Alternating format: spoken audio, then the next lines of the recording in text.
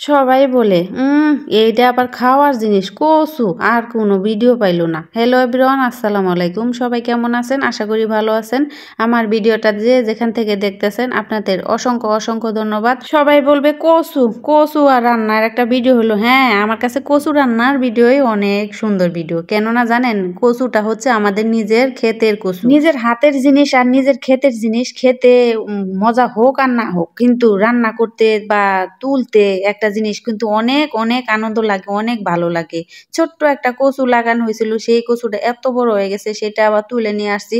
আসলে কাদার ভিতরে নাম ভিডিও করা সম্ভব হইতেছিল না, এর জন্য আর ভিডিও করিনি আর কি। কচু দিয়ে রান্না করব আজকে নোনা মাছের মাথা দিয়ে। নোনা মাছের মাথা দিয়ে রান্না করব। অনেক দিন আগে নোনা মাছটা আনা হয়েছিল, ভাগ্যিস নষ্ট হয় নাই। আর অ্যাকচুয়ালি নোনা মাছ ঘরে থাকলে নষ্ট হয় না, লবণ দিয়ে ভরা থাকে তো, এর জন্য মনে হয় নষ্ট হয় না। অনেক দিন আগে আনা হয়েছিল ভর্তা খাওয়ার জন্য। এদিকে কচুটা ভাপে বসাই দিলাম, ভাপে বসাই দিয়ে বাগার দিলে আমার কাছে মনে হয় ওইভাবে রান্না করলে বেশি মজা লাগে। এজন্য আমি আগে কচু শাক রান্না করলে আমি আগে ভাপটা দিই, ভাপ দিয়ে সিদ্ধ করে তারপরে বাগারটা দিলে অনেক মজা হয়।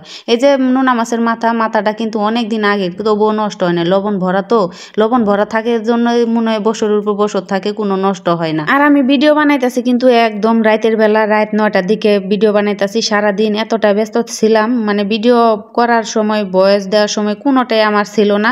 এজন্য রাতের বেলা আর কি, বিকেল বেলায় তরকারি কাটছি, কাটা কুটা রাখার পরে বাকি কাজটা সাইডে রাতের বেলা আসছি ভিডিও করার জন্য, কারণ বাচ্চা কাচ্চা নিয়ে এতটাই ব্যস্ত আছে। আর এখন তো শীত চলে আসছে, যে কোনো তরকারির ভিতরে ধনিয়া পাতা ছাড়া কিন্তু তরকারি স্বাদই লাগে না, ধনিয়া পাতা ছাড়া তরকারি খালি খালি লাগে। এখন যা রান্না করবেন তাই মজা লাগবে। এই যে আমি বাগারটা দিয়ে নিমু, বাগার দিয়ে রান্না করলে, এভাবে রান্না করলে আমার মনে হয় ভালো লাগে। কচু শাক তরকারি কি আর করবো, কত কিছু খাইতে মন চায়, কিন্তু শাক সবজি আমার বেশি খাইতে মন চায়। এই বাচ্চা কাচ্চা জ্বালা আমি কোনো শাক সবজি কিচ্ছু খাইতে পারি না, ওরা তো খাই না, আর একলা জন্য আমার রান্না করা হয় না। পরিবারের সবাই যদি খায় তাহলে কিন্তু নিজেরও খাইতে ভালো লাগে। একটা জিনিস খাইতে মন না চাইলো তবুও কিন্তু সবার সাথে দেখা দেখি খাওয়া যায়। একটা জিনিস খেয়াল করে দেখবেন, আপনি যত রকমের খাবার খান না কেন, একলা একলা কিন্তু খাইতে কোনো সময় মন চায় না। যে কোনো তরকারি হোক, যে কোনো জিনিস হোক, সবাই খাইলে নিজেরও কিন্তু ভালো লাগে। এই যে আমি এই কথা কইতে কইতে এদিক দিয়ে বাগার দিছি, বাগার দিয়া সুন্দর করে কষাইয়া তারপরে এই যে দেখেন উপর দিয়ে যখন তেলটা ছাড়িয়ে দিব তখন আর কি নামাই ফেলবো। এখনো হয় নাই,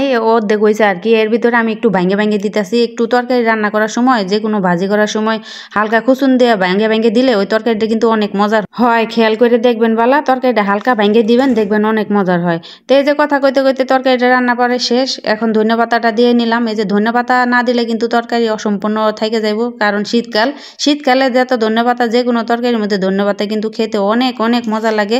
এই যে তরকারিটা হয়ে গেছে, তরকারিটা রান্না করতে করতে আমার রাত 10টা বাজে গেছিল গা। তবে করার কিছু নাই, ভিডিও তো বানাইতেই হবে, ভিডিও তো দিতেই হবে, কি আর করব। তো করার কিছু নাই, অমনি রাত 10টা বাজে ভিডিও বানালাম। ভিডিওটা এই পর্যন্তই। সবাই ভালো থাকবেন আর সবাই সবার পাশে থাকবেন, সবাই একসাথে এগিয়ে যাবো ইনশাল্লাহ।